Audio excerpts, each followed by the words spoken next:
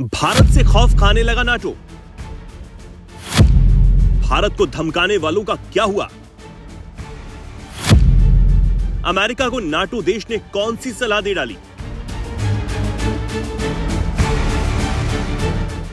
ये सवाल अब इसलिए खड़े हो रहे हैं क्योंकि भारत की दमदार कूटनीति का नतीजा अब दुनिया में दिखने लगा है और इससे खौफ खाने वाले वो देश जो अब तक भारत को धमका रहे थे, वो अब अमेरिका को ही सलाह देने में लगे हुए हैं। भारत पर रूस से व्यापार करने के नाम पर टैरिफ ठोकने वाला अमेरिका भारत को दबाना चाहता है। ट्रंप चाहते हैं कि भारत उनकी सभी बातों को वैसे ही माने जैसे वो कह रहे हैं, लेकिन ऐसा जब नहीं हुआ तो ट्रंप भी खिसियाने लगे।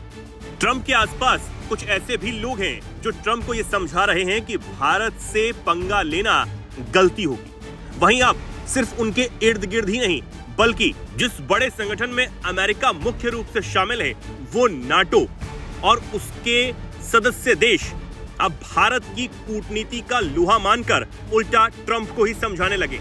जी हां, खबर है फिनलैंड के राष्ट्रपति अलेक्जेंडर स्टब, जिन्होंने भारत का नाम लेकर अमेरिका को एक सलाह दे डाली है।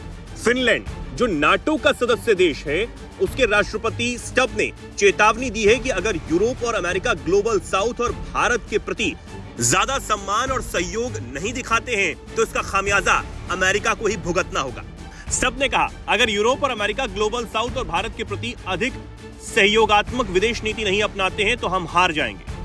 उन्होंने जोर देकर कहा कि एससीओ की हालिया बैठक ने साबित कर दिया है कि चीन और रूस जैसे देश विकासशील दुनिया में अपनी पकड़ मजबूत कर रहे हैं। भारत, पाकिस्तान, ईरान और मध्य एशियाई देशों की सदस्यता वाले एससीओ की बीजिंग में हुई बैठक में आर्थिक सहयोग और बहुपक्षीय व्यापार पर फोकस किया गया है। ये पश्चिमी देशों के लिए चुनौती है। चीन में एससीओ की बैठक पश्चिम को याद दिलाती है कि पश्चिम का नेतृत्व और आर्थिक प्रभुत्व पर खतरा है। भारत जैसे देशों को नजरअंदाज करना घातक होगा।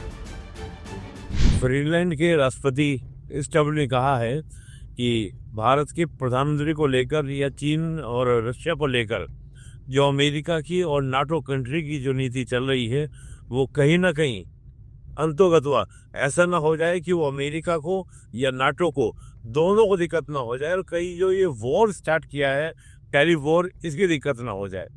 उन्होंने ये भी कहा कि जिस प्रकार से एससीओ की समिट हुई और एससीओ की समिट को देखकर ये प्रतीत हो रहा है कि रूस हो, चीन हो या भारत जैसे देश जो हो, वो ग्लोबल साउथ या विकासशील देशों को एकजुट करने का प्रयास कर रहे हैं। तो उन्होंने ट्रंप को ये चेताते हुए कहा कि आपको विचार करना चाहिए, कहीं ऐसा ना हो कि जो ग्लोबल साउथ है वहाँ से दूर चला जाए और यहाँ पर चीन और रूस कामयाब ना हो जाए।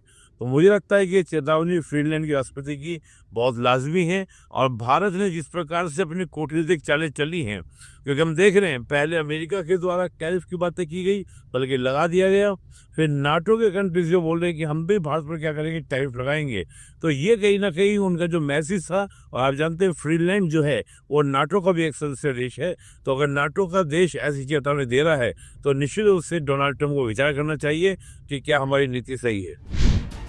फिनलैंड जो 2023 में रूस यूक्रेन युद्ध के बाद नाटो का मेंबर बना, इसके बाल्टिक क्षेत्र में पश्चिमी गठबंधन मजबूत हुआ। लेकिन स्टब का संदेश ट्रंप के दूसरे कार्यकाल की विदेश नीति पर एक गंभीर सवाल खड़े कर रहा है, क्योंकि इस कार्यकाल में ट्रंप जो कर रहे हैं वो दुनिया देख रही है और कई देश इससे परेशान हैं। साथ ही स्टब ने ट्रंप से यह भी अपील की है कि अमेरिका को क्वाड, जिसमें अमेरिका, भारत, जापान और ऑस्ट्रेलिया है, ऐसे संगठनों को मजबूत करना चाहिए, ना कि केवल सैन्य तैनाती पर फोकस करना चाहिए।